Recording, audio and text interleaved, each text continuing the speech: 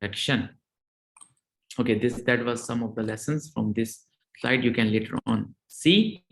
Now let's go to the okay. Let's see how many students we have here. 34. Maybe a lot of students are on leave.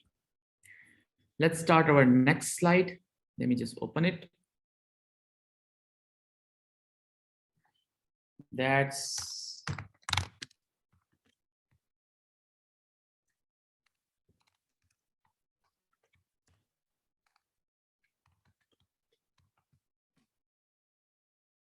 okay. Let me just share. Okay, everyone can see this.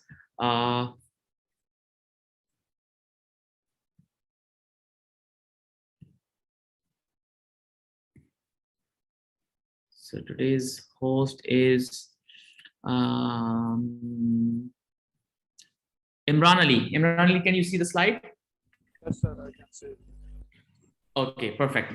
So let's start with the oral diagnosis, which is oral history and examination for the dental purpose.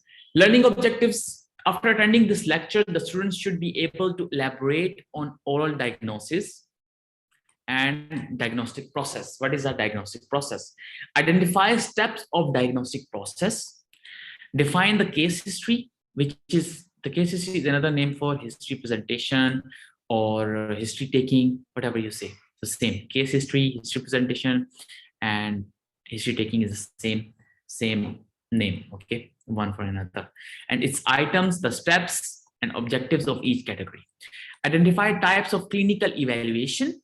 Types of clinical evaluation, how many types we have, and define signs and symptoms, giving examples for each category. Okay, so without further ado, let's continue. This is a huge slide, but we'll give it a less time because it is just a revision of history taking. This is not only for the oral history taking, but it's also an overall view. So please pay attention because you're going to be soon in your clinical rotation. Oral diagnosis and diagnostic process. So what is oral diagnosis?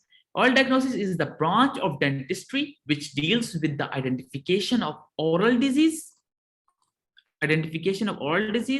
whether of local or systemic origin. It is the area of dental science that deals with the gathering. First you gather, then you note it down or record, and then you evaluate and take the valuable information out of it and make a diagnosis, assess that diagnosis, and make a treatment plan or recipe. Okay, so you gather, you record, and you evaluate, and then you ultimately contributes to the treatment plan.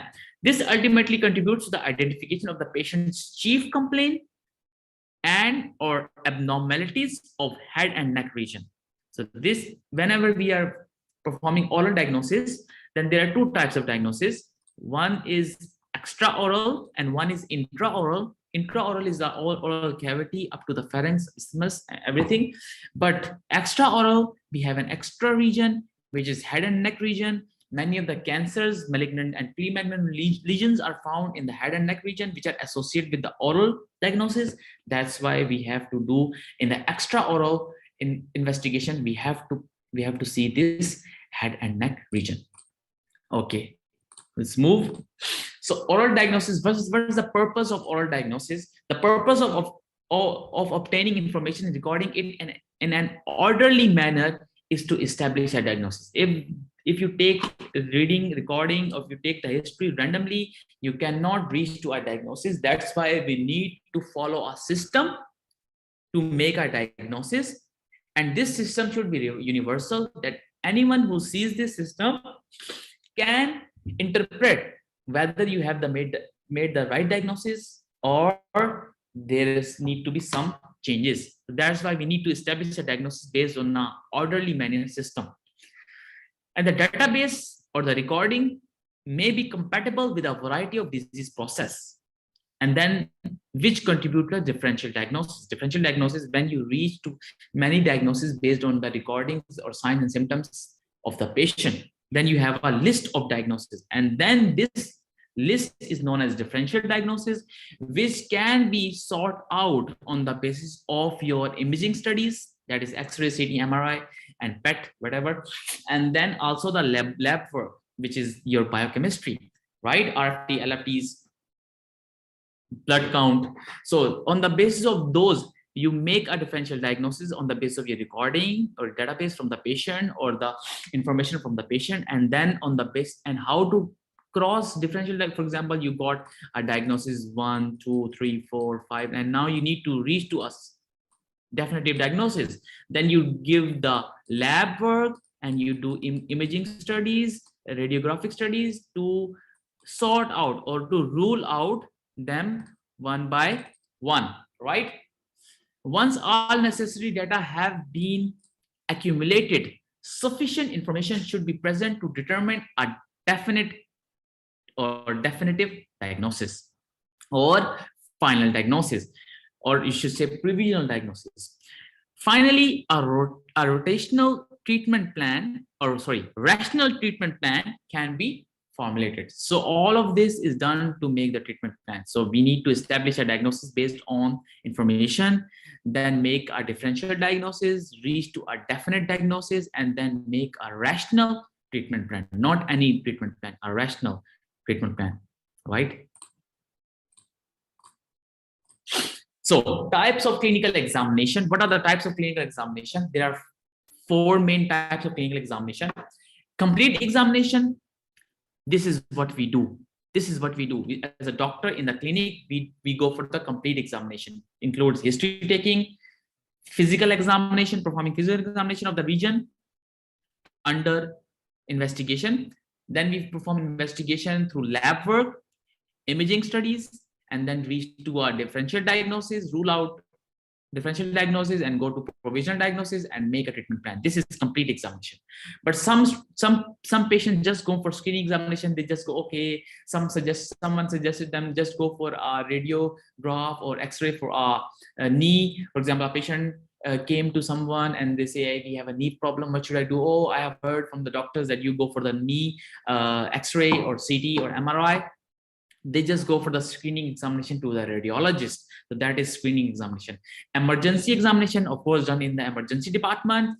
And then we have periodic health maintenance care, which most of us don't do, but in some countries we have this periodic health maintenance care, periodically going for health care to maintain your health. Periodically, on after some certain time period, you go for health care facilities to maintain your health. So complete examination includes history taking, clinical examination, and supplementary diagnostic aids, for example, imaging and lab works. Screening examination is a brief clinical examination. If here we are talking about teeth, supporting structures, and mouth, we do screening examination, and then limited to radiographic examination. This screening is limited to radiographic examination. You just go to a dentist, or a stomatologist or a oral medicine physician. They do a brief clinical examination of the teeth and see extraoral intraoral structures, and then they just perform some X-rays or some tests which are limited to radiographic examination, and not a lot of physical examination is being done here.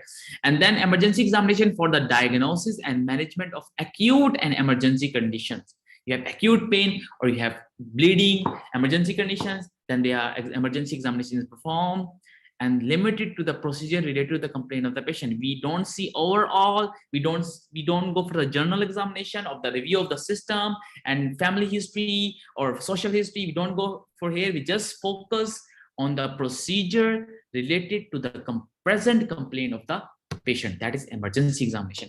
And then of course periodic health maintenance care, which started by the complete and thorough examination done on the periodic time. For example, monthly, depending on the region, some is done monthly or half yearly or 6 monthly, and then we are yearly, annually formed, right? Periodic health maintenance care and measure deviations that might have occurred during certain interval. For example, every year if you go for a dental checkup, or those people who have caries, dental caries, they go for 6 months or half yearly to a dentist for the periodic health maintenance care. So these are the types of clinical examination.